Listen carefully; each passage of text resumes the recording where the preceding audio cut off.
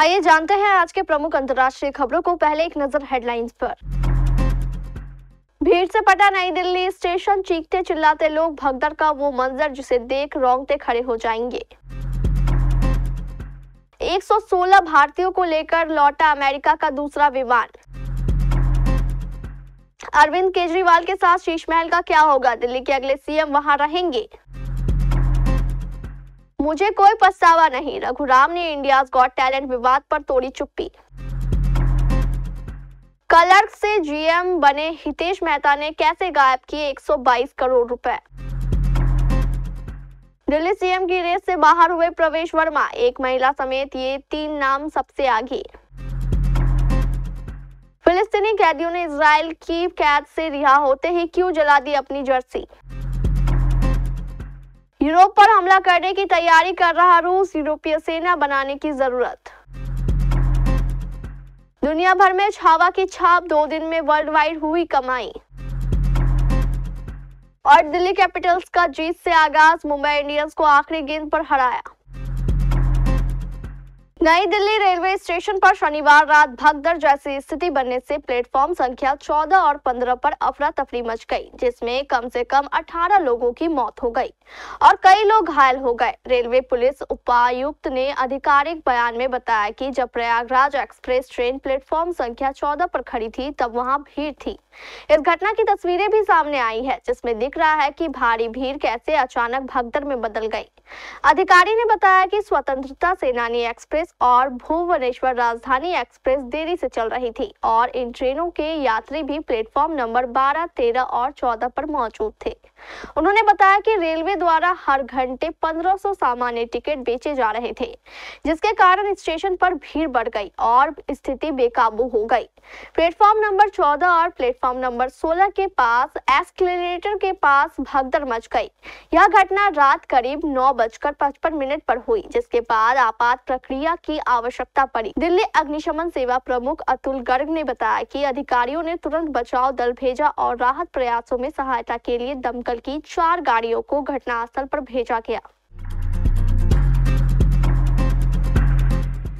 America से 116 अवैध प्रवासियों को लेकर एक विमान शनिवार देर रात अमृतसर अंतर्राष्ट्रीय हवाई अड्डे पर उतरा। आधिकारिक सूत्रों ने ये जानकारी दी। अवैध प्रवासियों पर कार्रवाई के वादे के तहत अमेरिका के राष्ट्रपति डोनाल्ड ट्रंप के प्रशासन के जरिए निर्वासित किया जाने वाला भारतीय का दूसरा जत्था है। उन्होंने बताया कि विमान रात 10 बजे के आने की उम्मीद थी, लेकिन यह रात करीब 11:30 बजे हवाई अड्डे पर उतरा। 5 फरवरी को पहला विमान अमेरिका से वापस लौटा था। तब सभी प्रवासियों के हाथ और पैरों में बेड़ियां लगी हुई थी। हालांकि इस बार अभी तक यह साफ नहीं हो पाया है कि निर्वासित लोगों के शरीर में बेड़ियां थी या नहीं। शुरुआती रिपोर्ट्स में पहले दावा किया गया था कि दूसरे विमान में 119 लोग वापस लौटेंगे। हालांकि अब यात्रियों की लिस्ट के मुताबिक दूसरे जत्थे में निर्वासित लोगों की संख्या 116 है। दिल्ली को जल्द ही नया मुख्यमंत्री मिल जाएगा। भाजपा विधायक दल की बैठक के बाद मुख्यमंत्री के नाम की घोषणा हो जाएगी। इसके बाद शपथ ग्रहण समारोह भी आयोजित किया जाएगा। इस बीच भाजपा के वरिष्ठ नेता अजय महावर ने समाचार एजेंसी से बातचीत के दौरान बताया कि अगला मुख्यमंत्री शीश महल में नहीं रहेगा। भाजपा के वरिष्ठ नेता अजय महावर ने कहा कि जिस तरह से भाजपा ने शीश महल को लेकर अपना स्टैंड किया है, मुझे नहीं लगता कि शीश महल में भाजपा विधायक दल का नेता यानी कि मुख्यमंत्री वहां रहेंगे। शीश महल का क्या होगा, आने वाले दिनों में पता चल जाएगा। मुख्यमंत्री के सरकारी आवास के नवीनीकरण से संबंधित कथित अनियमितताओं की केंद्रीय सतर्कता आयोग जांच कर भाजपा नेता ने कहा, अरविंद केजरीवाल से सभी प्रोटोकॉल और संवैधानिक प्रक्रियाओं का उल्लंघन किया गया है।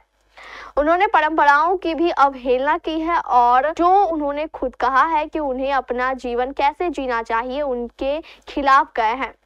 यहाँ तक कि कोविड-19 महामारी के संवेदनशील दौर में भी इस शीश महल के निर्माण में भी उन्होंने दुस्साहस दिखाया है। भगवान उन्हें इसके लिए दंडित करेंगे और दिल्ली के लोग न्याय होता देख राहत महसूस करेंगे।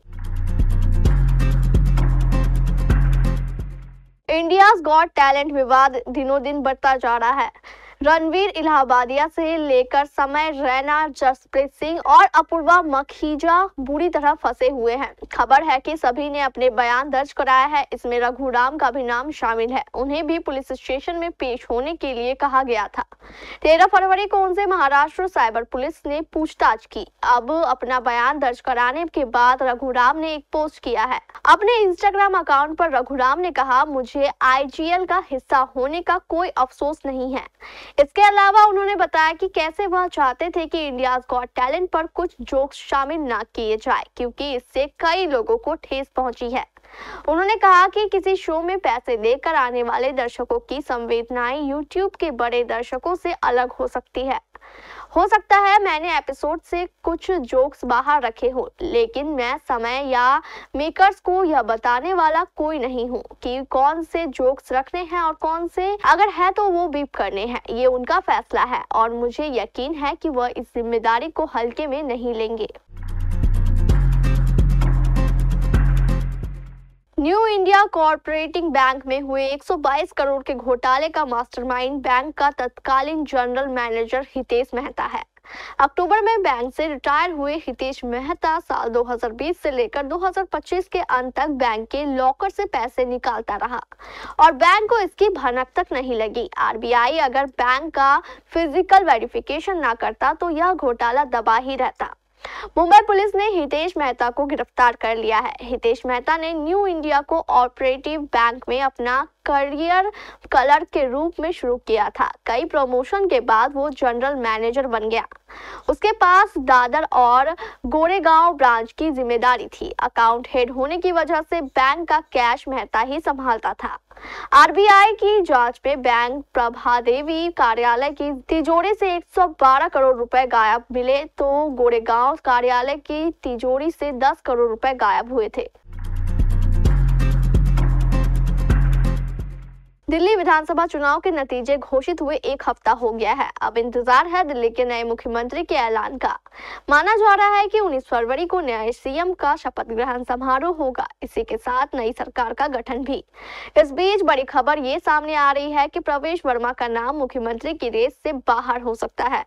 दरअसल सूत्रों की माने तो अब इस रेस में 3 नाम शामिल है, जिसमें नई दिल्ली सीट से नवनिर्वाचित विधायक प्रवेश वर्मा नहीं है। सूत्रों से मिली जानकारी के अनुसार बीजेपी दिल्ली CM के जरिए मनजिंदर सिंह सिरसा, जितेंद्र महाजन और रेखा गुप्ता के नाम पर विचार कर रही है। इन्हीं 3 में से कोई एक दिल्ली का नया CM हो सकता है। फिलिस्तीनी कैदियों ने रिहा होते ही अपनी जर्सियों में आग लगा दी। उन्होंने ये काम बीते रोज हमास और इजराइल के बीच बंधकों की अदला बदली के बाद किया। दरअसल बीते रोज हमास ने 3 इजरायली बंधकों को छोड़ा था, जिसने बदले में 369 फिलिस्तीनी कैदी रिहा किए थे। दरअसल कुछ लोगों ने जीत से शाइन के तौर पर उन स्वेट शर्टों को आग लगा दी जिन्हें जेल में उन्हें पहनने के लिए कहा गया था। हमास के साथ सीजफायर के समझौते के तहत रिहाई से पहले इजरायली मीडिया पर प्रसारित तस्वीरों में फिलिस्तीनी कैदियों की कतारें दिखाई दे रही है, जो स्टार ऑफ डेविड, इजराइल की जेल सेवा के लोगों और अरबी वाक्यांश हम भूलते नहीं और हम माफ नहीं करते के साथ स्वेट शर्ट पहने हुए थे।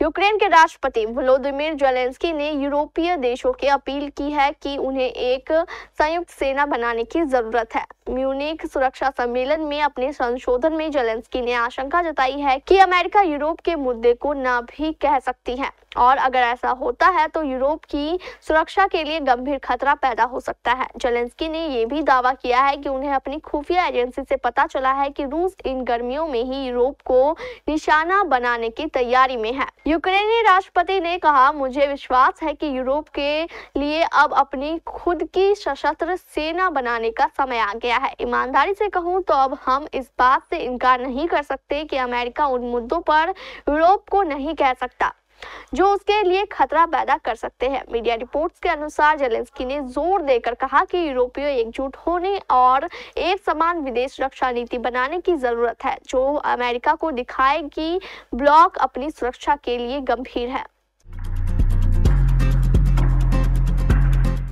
निर्देशक लक्ष्मण उत्तेकर की ड्रामा पीरियड फिल्म छावा को रिलीज के पहले दिन घरेलू बॉक्स ऑफिस पर धमाकेदार शुरुआत मिली। रिलीज के दूसरे दिन विक्की कौशल और रश्मिका मंदाना स्टारर इस मूवी की कमाई का शानदार सिलसिला जारी रहा। इंडिया के साथ साथ world wide box office collection के मामले में छावा ने अपनी दावेदारी पेश की और दूसरे दिन की कमाई का जादुई आंकड़ा पार कर लिया। ऐसे में महिला प्रीमियर लीग 2024 का दूसरा मुकाबला मुंबई इंडियंस और दिल्ली कैपिटल्स के बीच खेला गया। शनिवार को वडोदरा के कोटांबी स्टेडियम में आयोजित इस मुकाबले में दिल्ली कैपिटल्स ने 2 विकेट से रोमांचक जीत हासिल की। मुकाबले में दिल्ली को जीत के लिए 165 रनों का टारगेट मिला था, जिसे उसने आखिरी गेंद पर हासिल कर लिया। ओपनर शेफाली वर्मा ने 18 गेंद में 43 रन बनाकर दिल्ली को आक्रामक शुरुआत दी और 60 रन तक दिल्ली ने कोई विकेट नहीं गंवाया, लेकिन 16 रन के भीतर 4 विकेट गंवा दिए। इसके बाद मुंबई इंडियंस ने मैच में वापसी की और लगभग जीत के करीब पहुंच गई थी। एलिस कैप्सी, एनाबेल सदरलैंड और सारा ब्राइस टिक नहीं सकी।